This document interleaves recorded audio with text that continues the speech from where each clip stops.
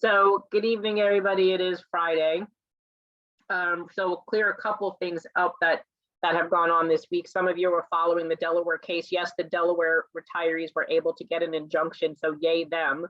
I know they sent me a bunch of emails today. I just haven't had a chance to get through them because we've been working all day, but we will get, I will look through them. So if you know a Delaware retiree, make sure you say, congratulations, because they are, remember where we were in September last, when we brought our case, they got their injunction and now it goes forward, and I just haven't had a chance to keep up today.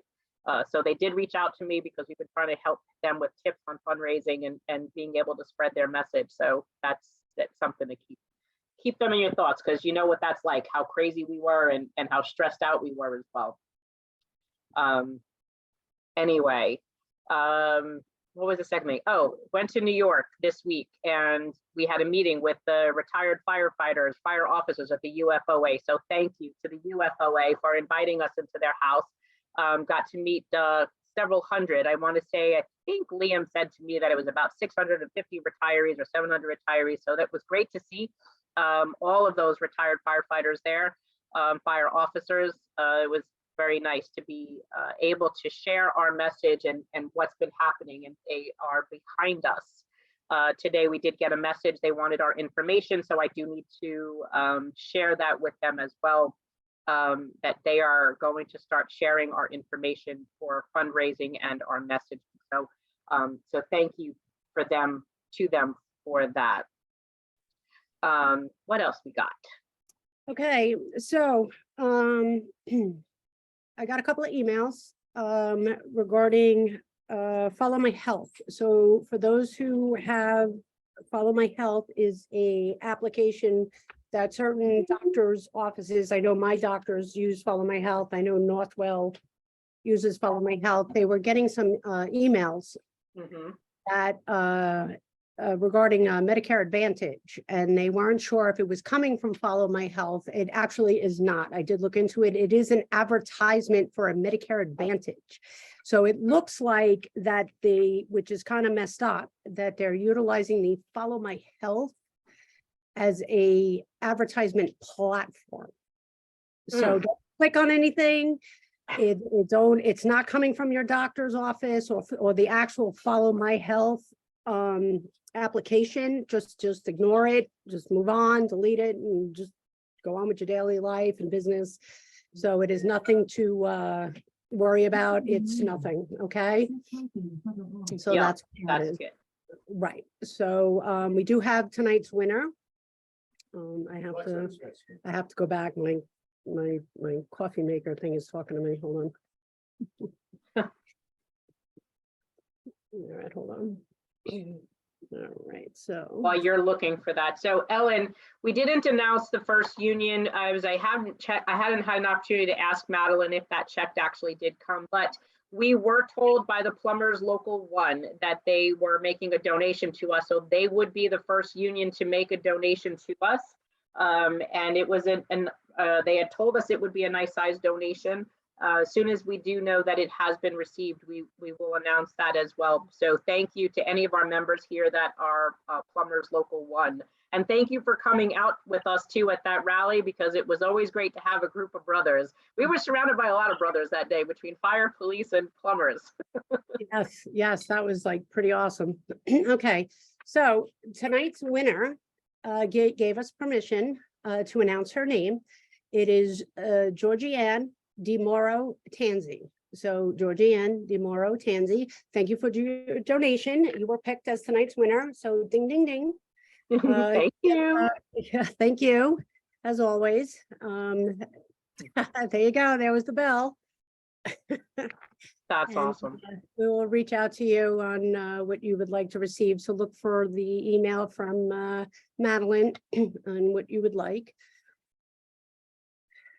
Okay, very cool. Sherry says, didn't DC 37 make a donation? Did they make a recent donation? I think that was a while back, wasn't it? I don't think they've made a recent one, Sherry. Oh, and Robert Bankowski, PM me if you're okay. Actually, a firefighter asked me, he was going to a meeting, I think tonight. He would like to speak with you regarding our video that we did. And if you're okay with that, I can put the two of you in touch. Plumbers understand how to go with the flow being our movement. Nice sense of humor there, Alan.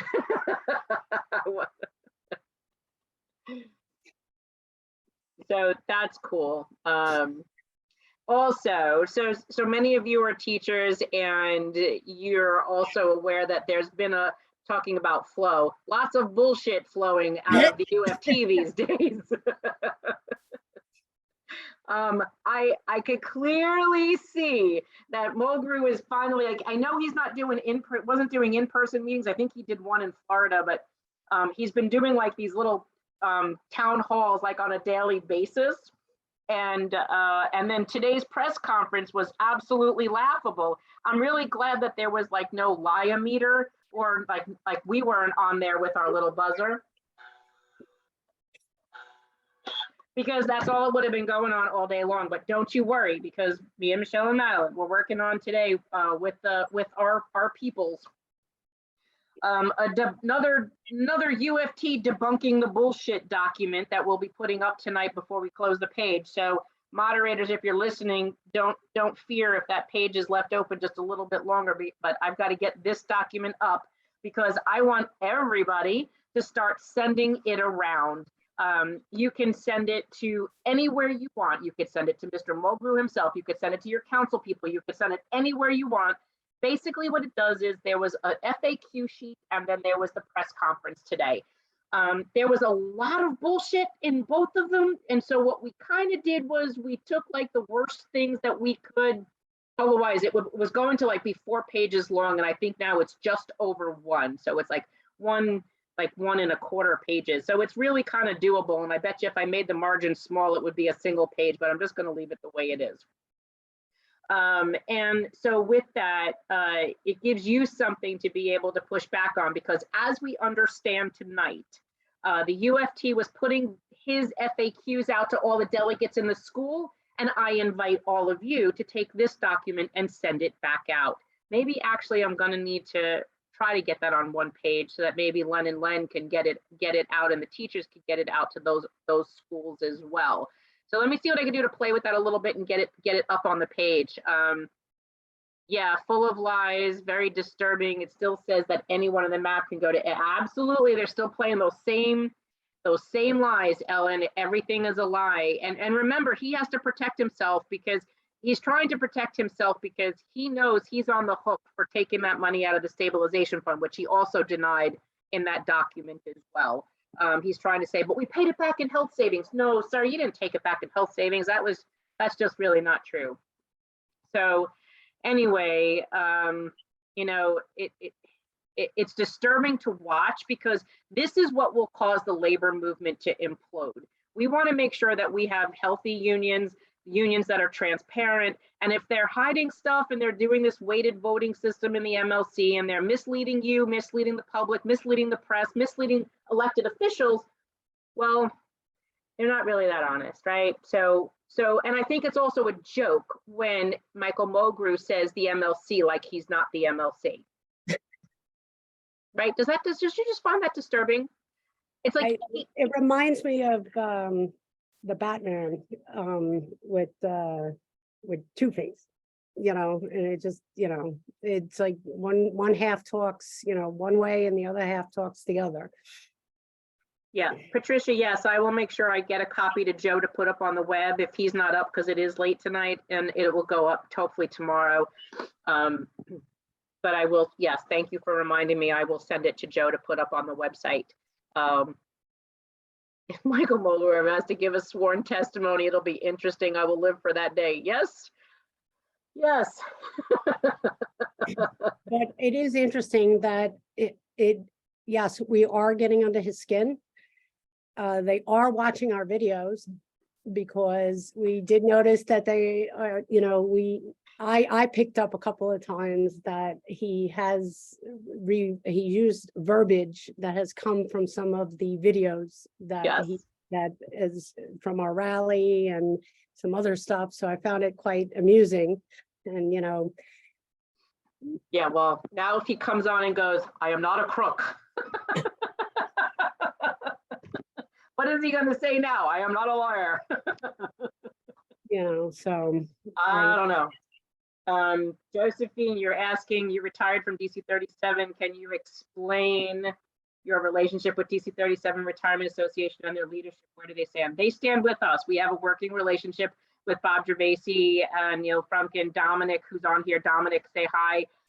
So yes, they are working. We are working together. Bob Pfefferman, we are working as a team. Karen Miller, we need to clarify that one can go to a Medicare doctor, but they don't have to accept MAP and many won't.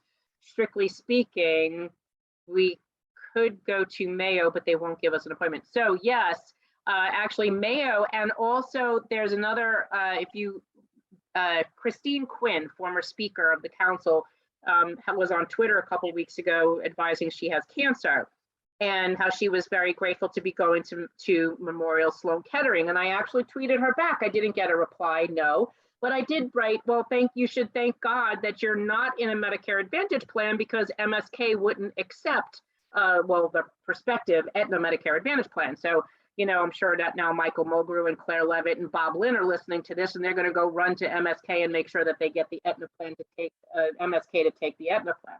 But no, if you look today, you could actually look and see Aetna is not one of the plans that's accepted by Aetna, by MSK. Aetna is not one of those plans. Paul, my family, who are retired New York City teachers and deans, are having a hard time believing their union could do this. Randy C. I don't know who Randy is, but hey, Paul, if they need to have a one-on-one, hey, no problem. You can call, you can email us. Michelle and I will be glad to get on a Zoom call this weekend with them and shed the light. And we don't just, we just don't feed you bullshit. We'll give you the documents. We'll back up everything we say, because like we always try to educate the unions. Don't take it from my mouth. Research what I'm saying you and fact check me, and let you prove it to yourself, because that's really where it needs to go. You need to listen, but you need to fact check what we're saying. That way you believe what you learned. Don't just say, oh no, she's full of crap. That's not true. We'll give you the evidence. We'll tell you to go find it, go source it, go search it. Yeah, he's at the UFT retiree meeting. It was obvious he's so desperate. He's running all over Florida and so annoyed by all of you. I know several teachers messaged me over the last couple of days going, I think you got under his skin. I'm like, I'm going to burrow deeper. Yep. It's like scabies. It's like, that's why, like, you see me like sitting on my sofa, sitting at the table. I'm like, what else can I talk about? And doing these little video shorts to try to irk the crap out of him. Because you know what? He has taken a year and a half out of our life spreading lies and trying to take away our healthcare. And I'm just so sick of it. I'm not giving up. We're just going to, we're just going to be relentless and just keep pounding this message, because it needs to get out. The truth needs to get out, period. Needs to get out. All right, so Janet Coburn says, are CSA members affected by these health insurance changes? Yes. Has there been any support from the CSA? No. A friend of mine says they have lawyers. I didn't understand what that meant, and she didn't clarify. Are CSA lawyers helping us or the city? Well, CSA isn't helping it, and not us. They're not helping us. We've been doing this a year and a half. Do you know a CSA attorney that's helping us? No, either. CSN, no. And if I'm correct on this one, I gotta move all my crap.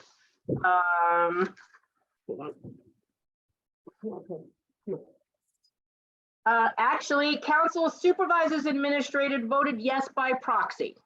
So they voted to support this. So there you go. If that is Council of Supervisors CSA, that's CSA. They voted yes by proxy. Council of School Supervisors and Admins. So you could ask them who the heck their proxy was and why did they vote yes? Because they voted to change the code.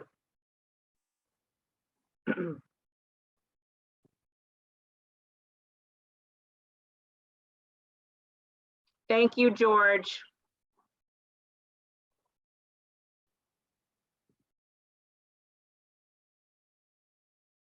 Last week you said a union donated. Are you able to tell us who this week? So it was the local one plumbers, our boys in red. Those were the guys that you saw at our rally. They contacted us to say that they were sending us a check. So thank you, plumbers one.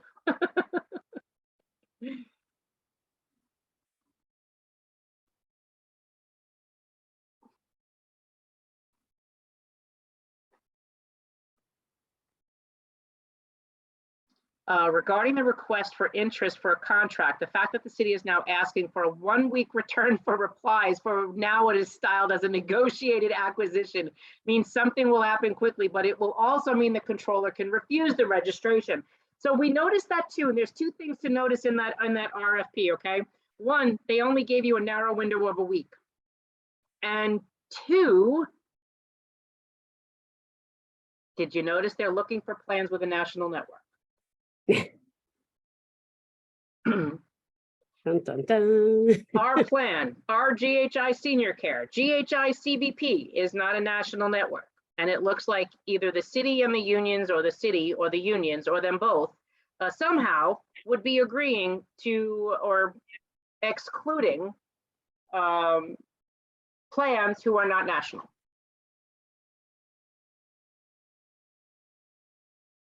So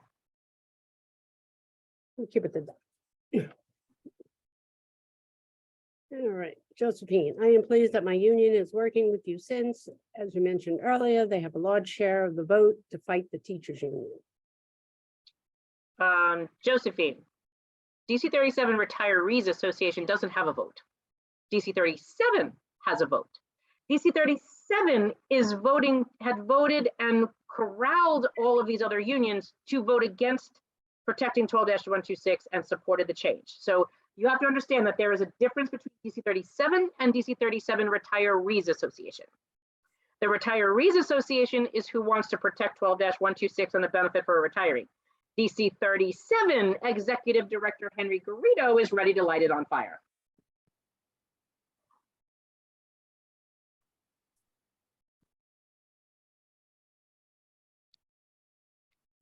Ellen, yes, that would.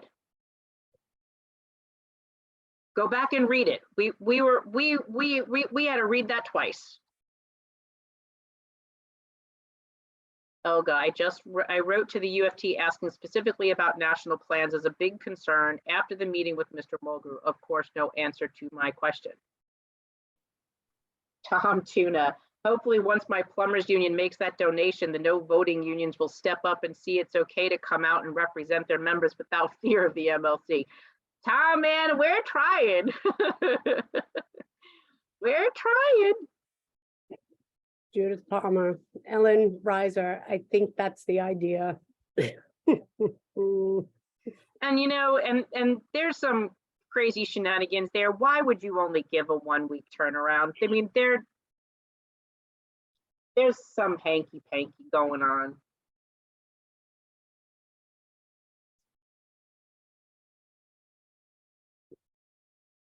I don't know, Karen.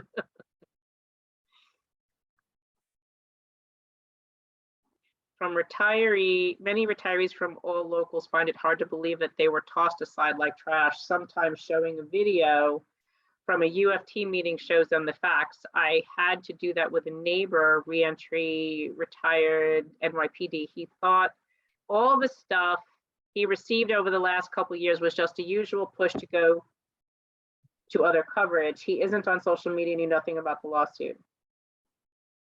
George, I used my Medicare, my GHI, and Blue Cross for my surgery on the 26th. I had no problem so far. Now radiation time. See, George, and you were worried, and we all prayed for you. I'm glad you're doing good.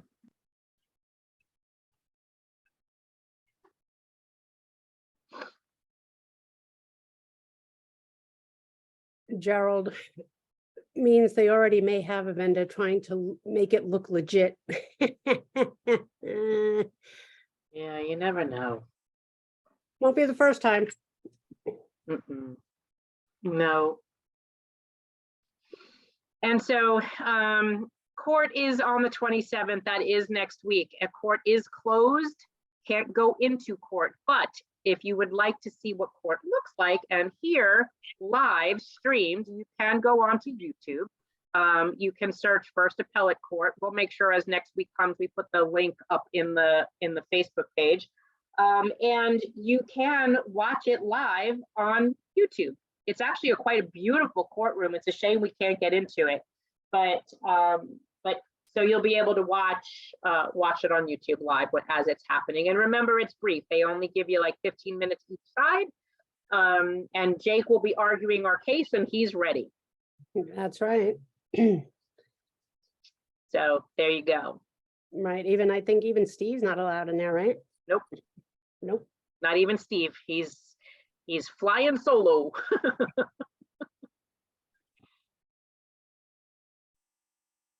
You need a full hip replacement, Barbara. We could always do like what they do with, like the dogs or those ponies, and they put the wheels on you. Yeah, right.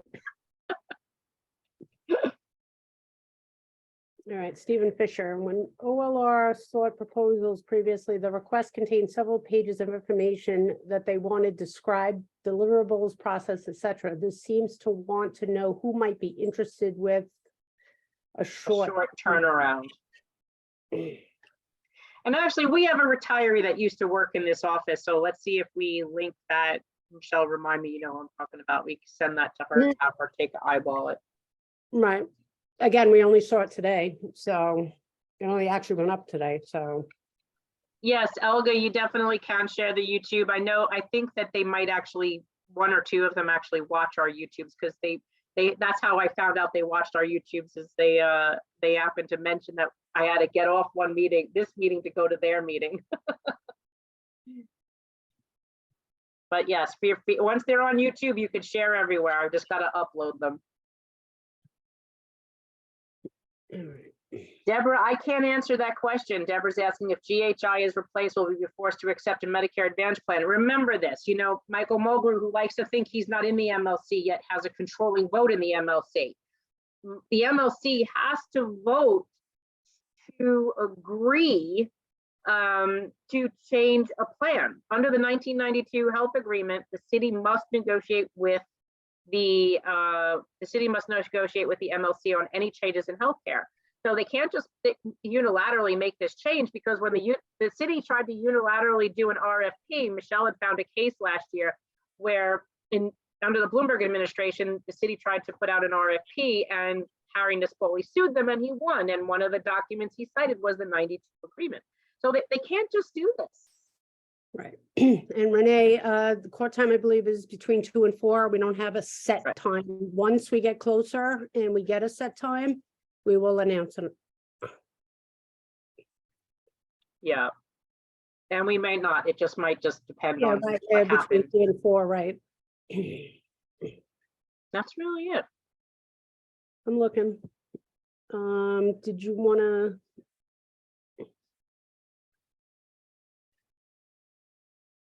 The thing we took down off the page today.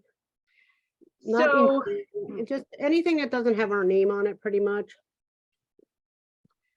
So so there was some confusion yesterday with a post that was put on our page, and I had taken it down. And I had taken it down for a few reasons. One, it was posted by an organization that didn't put on the document or the link or the post what organization it was coming from. And we always try looking out for everybody, because you'll see something that shows that if you click it, you participate in it, that it supports what we're doing or support what you agree with. But this bothered me because as I looked at it, it was like opposed 12-126, and I'm like, no, that's the wrong message. But then it showed people rallying, and I wasn't quite sure exactly, what it was saying. And then you click on it, and it wants you to put your name, address, telephone number, email address in there, and it was auto-populated, meaning the two boxes at the bottom were already pre-checked off that said you agree to receive emails and you agree to receive text messages. And I didn't like that. because if you didn't notice because they were smaller down at the bottom, then you were going to start getting text messages and emails. And I still couldn't figure out who the hell sent it. It was only until after I put my own information in there did I realize it went to the New York Health Plan, New York Health organization. And this was the organization that's been pushing the New York State single payer plan. And if you remember, I got some pushback, but we came out and said that we do not yet believe that the New York State single payer plan should be a plan that we should be able to get behind because of two reasons. One was, George, have a good night. Do not worry. You could listen to this later. Correct. And Diane and Barbara and everybody else. Yeah. So the two issues that I had with it was, one, that if you were a retiree and you leave New York State, you lost your health insurance. And I can't get behind a plan that's supposed to protect a retiree, and yet if you leave the state of New York, you lose your health care. That's just not something I will support. And then the second part of it was that the bill, the language of the bill, it does talk about Medicare Advantage, and I needed assurance that this plan, even though it says that there's no co-pays, there's no networks, there's no prior authorizations, that they weren't going to invoke on a 65 and older or Medicare eligible person, that this was now a Medicare Advantage plan with all of those things in place. So when we spoke to the assembly person about it, and it just wasn't ready. It just wasn't ready, and it didn't pass anyway. It didn't pass the state legislature, so that's why we didn't get behind it. But this organization made this app, and it was asked by another organization that you sometimes have seen us with, and there was a lot of issues, about this, and that is a problem. So, so you understand, whenever we see that, we need to know: are they harvesting your information? Are they protecting you? Are they taking your information, and then we'll start to harass you with emails and text messages? Do you know who's messaging you? Because honestly, if an organization puts something out there, well, then they should put their name on it. They should tell you who they are, and they should tell you how your information is going to be used, period. And then to put out the wrong information that they were opposing 12-126 when that's not our message. And Michelle and I can tell you, because when we did this, it was last week was the rally, right? We had an issue that another organization that was aligned with this one that we're talking about started talking about political issues that are not the issues of this organization. And you already know that we try to keep politics out of our message. So we had to say, because we were getting some pushback from the people that came out to support us and were standing with Michelle and I, that I'm sorry, but the message of some of these people that were at this event, we do not share their message. While we have some things in common, the message that they are saying right now was not ours. And I'm sorry, but we had to say it, because people were starting to say, do you believe that? Because if you do, we're out of here. And that's not our message. So that's why we said that sometimes you have to say that the messages that I'm expressing are mine or are our organizations and are not mutually shared by the other organizations that we're working with. So in a nutshell, this is why we took that post off our page. And if you do see a post that's asking you to put in your name and address and telephone number, and even though it looks like it's supporting this, you need to really read through it and see exactly who it's from and what it's for. Because I know this bothered a few people because they didn't realize it, and then they started getting messages from the New York State single payer people, and they were like, what the hell is this? And while they want to support that for us, that is the one thing that we do have in common, is supporting that. They also recognize that it's not, that the rest of their message might not be welcomed by half of our people. Correct. The bottom line is, again, and just like Ellen said, we need to focus on a narrow set of issues. Yes. I'm stealing your words, Ellen. We need to focus on a narrow set of issues to succeed, and we can only do so much right now. So if we take stuff down off the page, we're not doing it, maliciously. It's, again, we need to make sure that our message is clear and that it comes from us. Okay. And again, these are things that, down the road, that this group, that group, they want to fight for those things. And that's great. That's, if they are wholeheartedly believe in those things, you know, I might believe in them, Marianne, who knows, other people on our board might believe in them, that's great. And you know what, we'll support you at that point, but that is not the issue at hand now. No. And if misinformation starts to cross over, and that's what happened with this other post, or, you know, the message that was going out, because it came over as opposing 126. It wasn't, no, we don't want to oppose 126. We don't, Right. we want it was the changes to 126. So, you know, that was the problem. So, you know, and that caused that threw a wrench in what we were working on today. Right, and that was been the common message that we've been saying, is that we have to align with other organizations that we share a mutual message with. Right.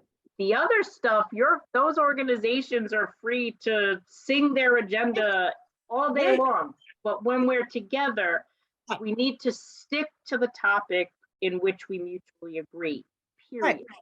Right. I'm into things that Marianne is not, you know, there's things that, you know, I know Madeline's not, but when we're all together, that's it. You know, we stick to one thing. And, you know, so if it's not, you know, doesn't have our org name on it, or you're not too sure, email and I will get back to you and I will let you know. And actually some of you did, not on that specific thing, but in the past, and said, do you know about this?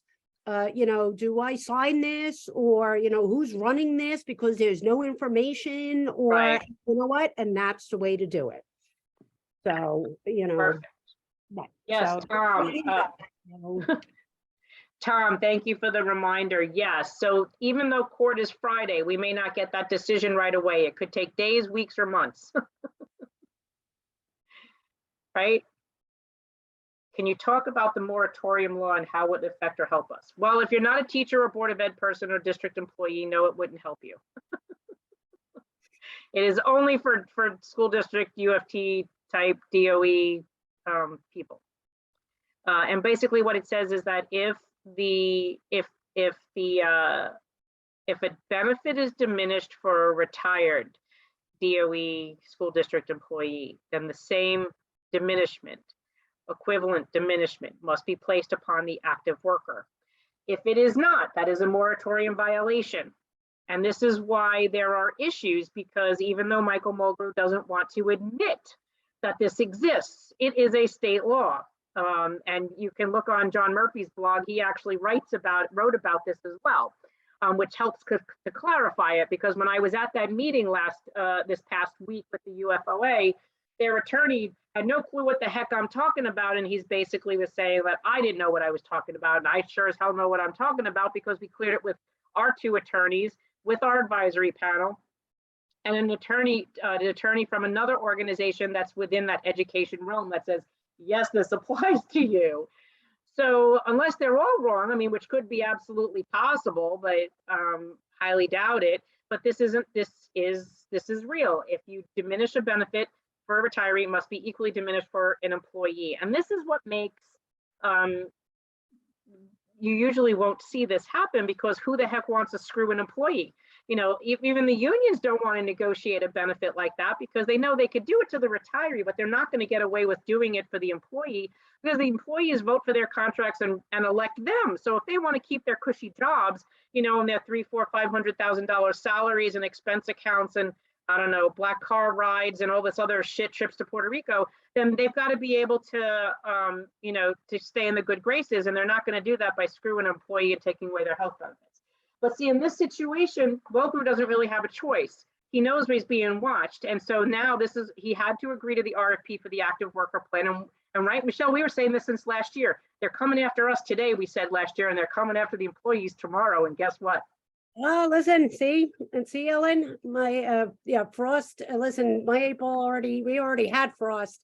And see, my April, even before I had my April, I knew they were coming after the employees next. You know, so they don't want to know this, but Mulgrew really knows his back's against the wall, because he doesn't want to have to pay for the bad deal that he made. Remember in the audio that was leaked to the reporter that said, their attorney said that this is the way forward, that in order for the city to eat the $1 billion that it's owed, they have to change the code, put those cranky retirees into a Medicare Advantage plan, put out an RFP for the employee plan, you know, do all this stuff. So they have to, or Bogu's going to have to reach into his pocket. Right? Yep. I hear you. And the UFT is now in contract negotiation. So what is he going to offer the actives?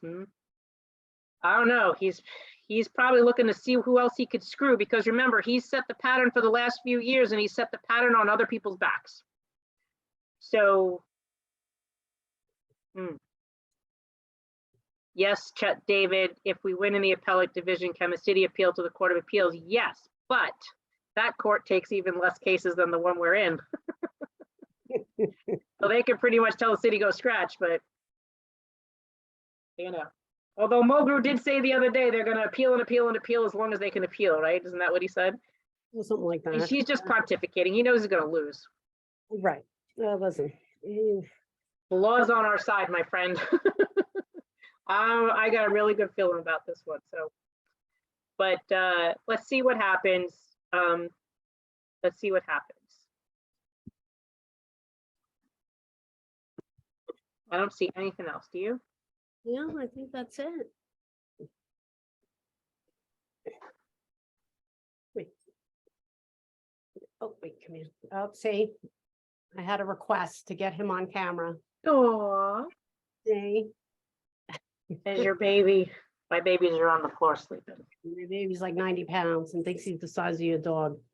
Tom, can't they modify the code to be active from starting date of employees? I mean, they would only be common sense to do if they want to try anything. Well, it'd be great if they could just negotiate their own shit on their own selves and leave our stuff alone, you know? And tell your father we said hi. Our partner in crime. You're welcome, Leon.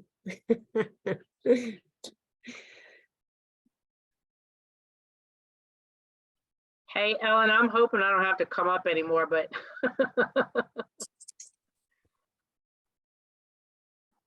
Alrighty. no, you should not be protesting outside the court. Do not do that. Yeah, no, there's, yeah, no. What? We talked about that last year. Lawyer said no. No. Nope, do not. Just hang out at home and watch court on your YouTube channel. So if they won the appeal, if they won the appeal and they were able to implement the MAP plan and premiums for senior care, then the active UFT workers plan would then have to be, yes, it would. Or if it wasn't, a teacher or a retired teacher who now was forced into a MAP plan and had their choices stripped away from them or penalty premiums placed on them, if the same thing wasn't done to the actives, then that teacher can file a moratorium clause, a violation lawsuit against the city and the union. So, Lisa, that's coming. Toby, you're welcome.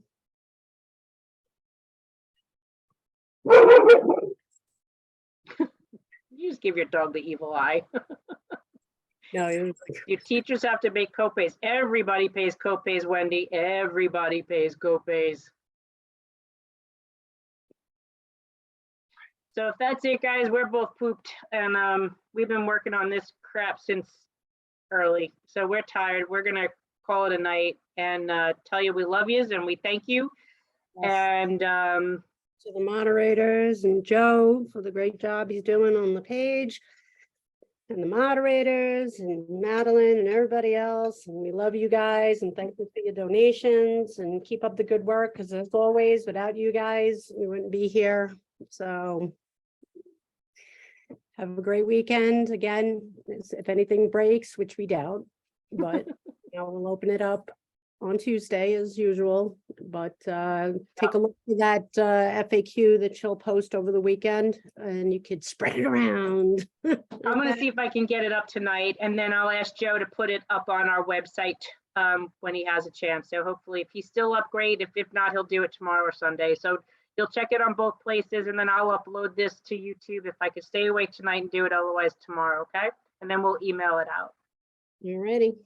All right, guys. Love you. Have a great night. Have a great weekend, and see you Tuesday. Ciao.